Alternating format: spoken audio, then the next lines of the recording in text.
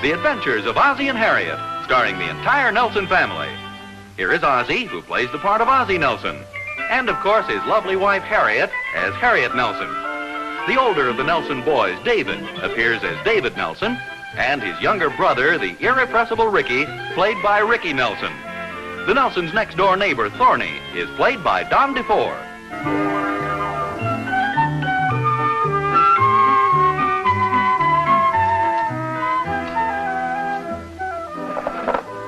Did you lose something?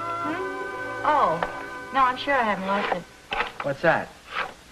Oh, this is a bracelet. I bought it about 6 months ago. I know what that is. I mean, what is it you've lost? Now, wait a minute. Don't tell me you lost the car keys again. I resent that. You're the one who's always losing the car keys. Are you kidding? I've never lost the car keys in my life. Come on, stop changing the subject. What is it you've lost, or that you haven't lost but you're looking for? Let me look a little further. I may find it yet. For goodness sakes, why don't you want to tell me? Well, if you must know, it's because you'll insist it's some Freudian thing, and I've lost it because subconsciously I don't like it. In other words, it's something I gave you. Well, yes, but I didn't lose it because I don't like it. I'm not even sure I've lost it yet. Now, wait a minute. Could it be the gold pin? What gold pin? You know, the gold pin I gave you for our 13th wedding anniversary, the one with the big 13, the one you never wear. How did you guess? Did you find it? No. Why, did you lose it? Well, it was what I was looking for. How did you guess? Well, there is a lot to this Freudian business. I mean, you do have a tendency to lose the things that you don't like. Well, now, what makes you think I don't like it? Well, you never wear it. But I like it. Well, I don't know. I just thought it was kind of a clever idea. I mean, our 13th wedding anniversary, and then the pin with the 13 on it. Well, yes, it was. It was a very clever idea, and I used to wear it a great deal. Well, you know how superstitious some people are, and I always had the feeling that they were shying away from me when I wore it. Oh. Besides, it was very hard to find an occasion to wear it. Well, I don't know. A pin like that could be worn on the 13th of every month. That's very appropriate. Or you could take it and turn it upside down and wear it on the 31st.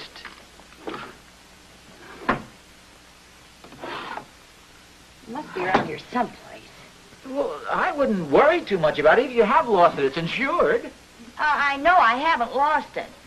Oh, where are the boys? Maybe they've seen it. I'm sure I haven't lost it. Yeah, well, yes, I know. I say, where are the boys? Oh, they're downstairs in the living room.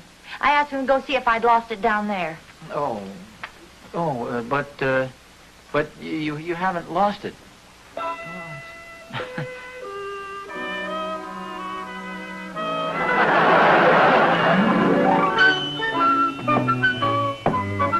You look under the cushions in the couch, and I'll look under the cushions in the chairs. You look under the cushions in the couch, and I'll look under the cushions in the chairs.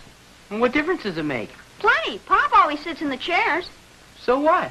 Sometimes money falls out of his pockets. We're not looking for money, Ricky. We're looking for Mom's pin. If I did happen to find some money, do you think I could keep it? It wouldn't be very honest. What should I do? Just do the honest thing. Split 50-50 with me. Okay, but you gotta split 50-50 with me, too. Come on, just start looking. Hey, David, do we split 50-50 on everything we find? Sure. Well, congratulations, my boy. You've now just become half owner of a green button. Keep it. I feel in my generous mood today. Oh, thanks, Lord.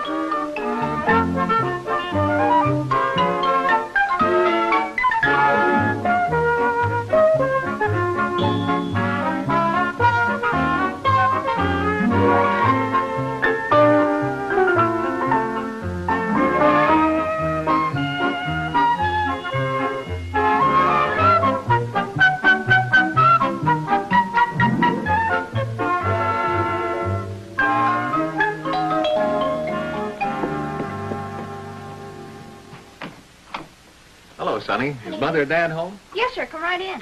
Thank you. Would you tell them the claim investigator is here? Holy smokes, a real live investigator?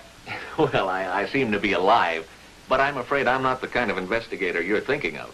I don't carry a gun. I've never been sapped with a blackjack. I'm just an insurance claim investigator. I just go around and listen to a lot of tall stories. Who is it, Rick? It's the man from the insurance company. He's here to listen to a lot of tall stories. Oh, yes? My name is Matthews, Mr. Nelson. Oh, how do you do? Come right in and sit down, Mr. Matthews. Thank you. Oh, this is my wife, the gentleman from the insurance company. Oh, how do you do? How do you do? Won't you sit down? Matthews. Thank you. It's very quick service. Well, we try to straighten these things out as promptly as possible. Now, as I understand it, this is a case of mysterious disappearance. Yes, that's right. The pin just disappeared. We can't find it anywhere. I see. Well, we'll have to fill out a claim. I have a description of the pin from the policy. A large, round gold pin with a large number 13 in the center. Yes, that's right. It was a gift I gave to Mrs. Nelson for our 13th wedding anniversary. I designed it myself. Oh, congratulations. No. Oh, thank you. That's been quite a few years ago, though. Oh. I see. Now, when did you first notice the pin was missing, Mrs. Nelson? Oh, it was a couple of days ago. She evidently noticed it was missing a couple of days ago, but just this morning, I came into our bedroom and I saw that Mrs. Nelson was searching for something. And I don't know, somehow I got the idea that she might have lost this particular 13th anniversary pin, and sure enough, she had. That's interesting. Well, when you first noticed the loss, did you notify the police? Oh, no. No, who'd want to, no, we didn't figure anybody had stolen it. We figured that Mrs. Nelson had just misplaced it. Do you often misplace things of value, Mrs. Nelson? Oh, just this pin. No. She doesn't make a habit of misplacing valuable things. Then this pin has a great sentimental value, naturally, being an anniversary gift like that. I paid $125 for it. I see. We're not interested in the money, of course. It's the sentimental value of the... $125. That's the principle of the thing. I mean, you can't actually measure sentiment in terms of money. I paid $125 for it. I made a note of that the first time you mentioned it. Now, I have your assurance that the pin was lost through inadvertence, and you've made every reasonable effort to locate it. Oh, yes, we turned the place upside down. Every reasonable. Well, it seems like a simple matter. I'll just okay the claim, and you'll get your check in the mail tomorrow. Oh, that's... Say, there seems to be one little discrepancy here. Oh, what's that? According to the files at our office, our appraiser values the pin at $150. Well, we'll send you a check in the mail tomorrow. Good night. Good night, Mr. Matthews.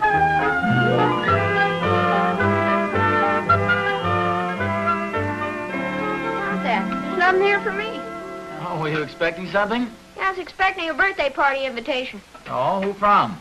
Well, I don't know, but I pass the word around school that I always give good birthday presents. Well, you'll be luckier tomorrow morning. Oh, say, here's a letter from the insurance company. Well, that's quick action. Sure is. There's a check. Ooh, for $125. I wonder why they made it out to both of us. Oh, yeah, Ozzie and Harriet Nelson. Well, that's probably just some technicality of some sort. Well, here, do you want to endorse it? And then I'll take it down to the bank and cash it, and then I'll go over to the jewelry store and have them make up another pin just like the one you lost. Oh. What, don't you want another pin? Well, it wouldn't be the same. Well, sure, I'll have it made up exactly the same. Oh, but I'd know the difference. Well, okay, I have a better idea. You know the little place in the middle where we have the 13? Why don't I have that made removable, you see? And then each year we can put... No, you don't. You're not going to get out of buying me an anniversary present. There are too many things I need. Well, if that's the way you feel, here, just endorse the check and we'll deposit in my account. Oh, I have a better idea. Why don't you just endorse it, but give it to me? After all, the pin belonged to me, so the money's rightfully mine. Here you are, dear. Now, not so fast. It's true I did give you the pin, and it was yours while you had it. But after all, you lost the pin, which I had paid $125 for. So since you no longer have the pin, and the money was sent over here to replace the pin, then the check is obviously rightfully mine. There must be a hole in that someplace. No, not at all. Let's approach this thing legally and look at the various equities involved here. Now, to wit, I purchased a pin for $125 and gave the pin to you. Thence you enjoyed usage of said pin for several years. Thence you lost said pin. Thence the company returned my money. Hence the check and the money belongs to me henceforth. Would you mind repeating that again? Cut out the stalling now. Here's the pen. You have the check. Just sign it. No. I don't know very much about law, and I don't think it's ethical for you to try and pressure me. I'm not trying to pressure you. Now, come on. Here's the pen. Sign the check. You have no good reason not to. Well, in that case, I think I'll go out and consult my recipe book. Recipe? What are you talking about? So I can cook up a good reason.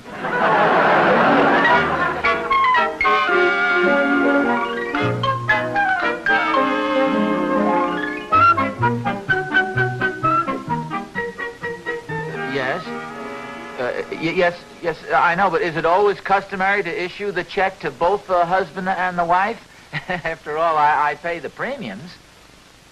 Yes, I understand, but as I've said, in view of... Oh, yes, of course. I didn't mean to take up so much of your time. Well, I appreciate your courtesy in the matter, and I'll call you right after lunch. Oh. Well, then later in the afternoon? Oh, I see. How long do you expect to be on vacation? Okay. Oh, yeah, yes, I have to go now. Well, thank you very much, and have a good time. Okay. Oh, thank you. I bet you can't guess what I've been doing downtown. I can imagine. Come on upstairs and I'll show you. I know what you've been doing. You've been phoning the insurance company. What makes you so sure? Because I've been trying to phone home all morning. Well, were you trying to reach me about something important? Yes, I was. No, wait a minute. Don't tell me you changed your mind and decided to endorse the check over to me. Yes, as a matter of fact, I did. Oh. I thought the whole thing over and decided that was the only fair thing to do. Well, believe me, Harriet, it was a very wise decision. I figured you'd think so. You just sign it right on the top there. Here. Write it on this. Just as a point of curiosity, what made you change your mind? Was it my presentation of the legal aspects? Well, partly. I was trying to think of a solution to our problem. So I went down to the Emporium, and I bought this new winter coat. Yes, this is a beautiful coat, Harriet. Well, what's that got to do with solving our problem? Well, I made the decision, to wit. Whence I bought the coat and charged it. Thence I endorsed the check to you. Hence, when the bill comes, you can pay it with a check. Do you see any holes in that? No, none except the one in my head.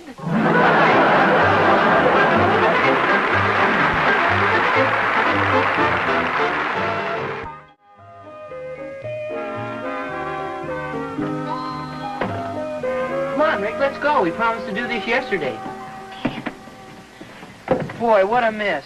Every time we go to a drive-in movie, you spill stuff all over the back of the car. What happened when they showed that bathing beauty contest in the newsreel? What's that got to do with it? I had my mouth full of popcorn and I tried to whistle. Boy, look at this. Popcorn, candy, ice cream, milk cartons. You're a regular human disposal. You see how much I would have eaten if it had been a double feature. Come on, you help clean up some of this stuff, too. Okay. Ouch. What's the matter? I don't know. I stuck myself on something. Hey, look at this. Hey, it's Mom's pen. Yeah, when I got back here. I don't know. Well, I bet Pop will be happy. I'll say. Think he'll be happy about $1's worth? Ricky, don't be so mercenary. Mercenary? Heck, who's being mercenary? You are. I am not. Besides, I don't even know what it means. Mercenary means you're always thinking about money. I am not. Never mind. Come on, let's show this to Pop. Just remember, if there's a reward, I found it. Wow, guess what we found? Guess what we found? Guess what I found? Okay, guess what Ricky found? Okay, what did you find? Mom's gold pin. Oh, how about that? That's wonderful. Harriet!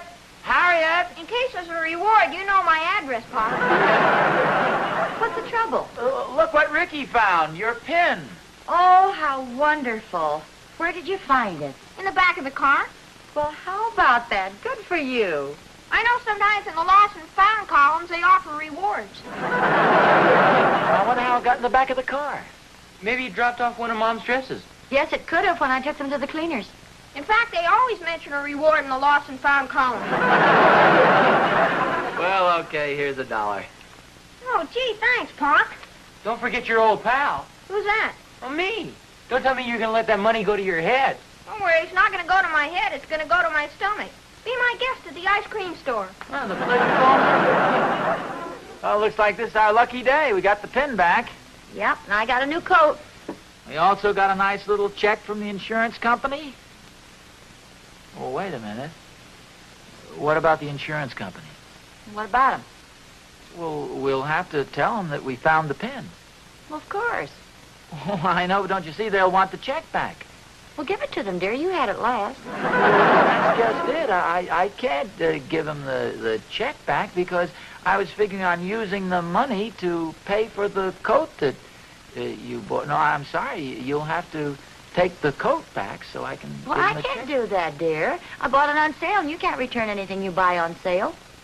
Well, what kind of a deal is that? Well, you've always told me to shop carefully. Come on, phone the insurance company.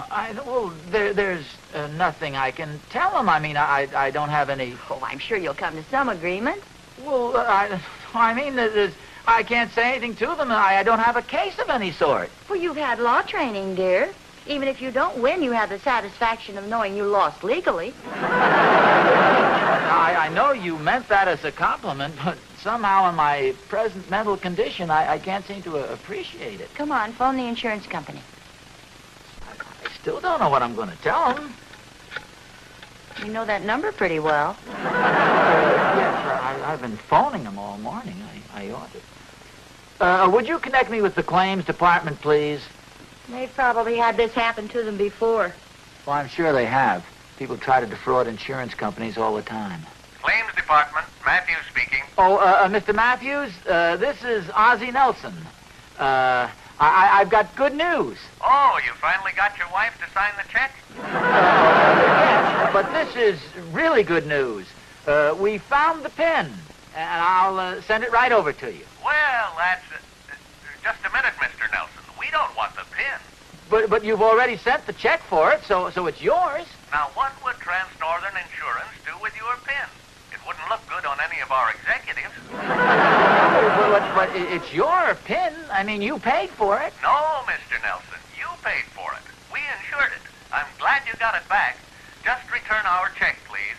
Well, see, I want to explain. See, a rather...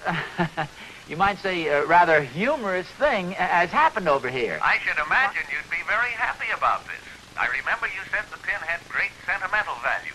Well, yes, that's true. And our check has great sentimental value to us. Goodbye, Mr. Nelson. No, just a moment, Mr. Matthews. You see, Mr. Matthews? I was just getting your checkbook. I'll need a check for $125 for my new coat. I know you won't believe it, but I'm so glad we found my pin. Well, your pin? No, wait. Well, of course. You said yourself you gave me the pin, and the pin was mine. And when I lost the pin, the check was yours, and you got it. Now that we found the pin is mine. Well, I know, but what about the coat? Oh, well, that's mine, too. And thank you very much, dear. I paid $125 for the pin originally. And now you want me to give you $125 to pay for the coat, and I have to give $125 to the insurance company. If you lose anything else of value, I'll go bankrupt. Well, dear, those are the chances you take when you buy insurance. Now, that doesn't make any sense at all. I think I'll go out and ask Thorny what he thinks about all this expensive confusion. I'm glad you think it's so funny. Oh, now, Oz, you should always try to see the humorous side of things. I'll bet you wouldn't laugh if this had happened to you. Of course not. Then it wouldn't be humorous anymore. Let's look at this thing logically. I gave Harriet a pin, right? Right. She lost it, right? Right. The insurance company gave us a check, so the check belongs to me, right? Wrong. Come on. Well, you don't expect me to pay for the same pin twice. I'm not supposed to do that. Oz, when you're married, you're supposed to do a lot of things you're not supposed to do. Now, why don't you just give Harriet the pin and take your loss like a man? Figure you've been to Las Vegas. But I haven't been to Las Vegas. I got cleaned out right here at home. I'll tell you what, Oz. Why don't you stay up all night under a sun lamp?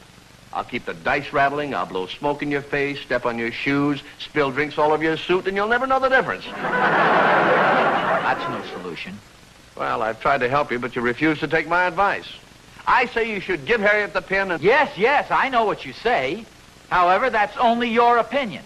Well, didn't you come out here to get my opinion? Well, you can't settle anything like this with just one opinion. I think I'll get several opinions before I make up my mind. Okay, Oz. If everybody feels the same way you do... You'll give Harriet the pin? No, I'll go get some more opinions.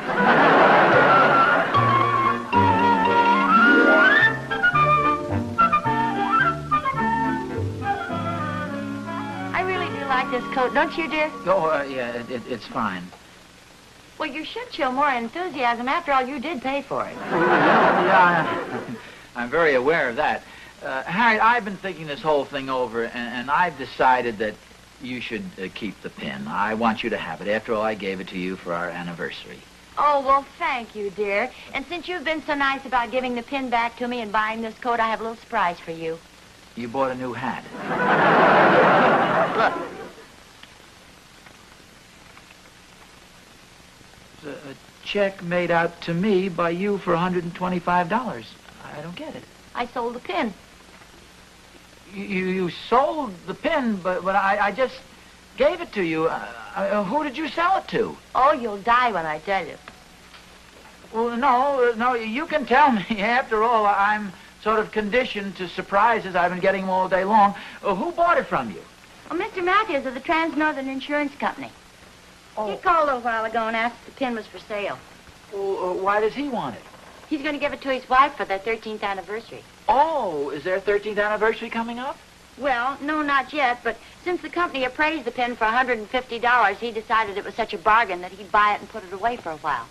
Now, aren't you happy? Oh, yeah, I think it was a good deal for you to sell it, especially since you didn't wear it very much. I can't help but think of the big kick I got, though, and when I went in and picked it out. You know, I designed it, and a little round pin with a 13 in the middle. After all, what could be more appropriate for our 13th anniversary? Almost anything. You gave it to me on our 14th anniversary. Now, wait a minute. You mean all this time I've been 1 year behind on our anniversaries? Yep, Well, then, the last anniversary was really our 18th. that's right. Well, by golly, this explains it. What? Well, why it seemed so strange to me that David was 17.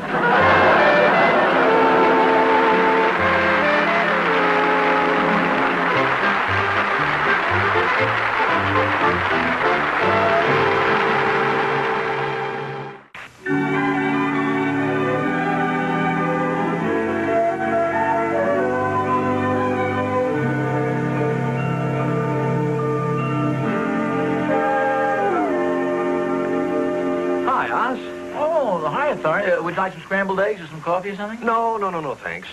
You know, I've been thinking over this story of yours, and frankly, I find it a little hard to believe. In what way?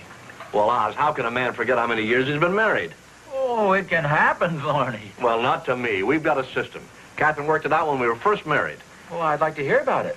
Well, it's very simple, Oz.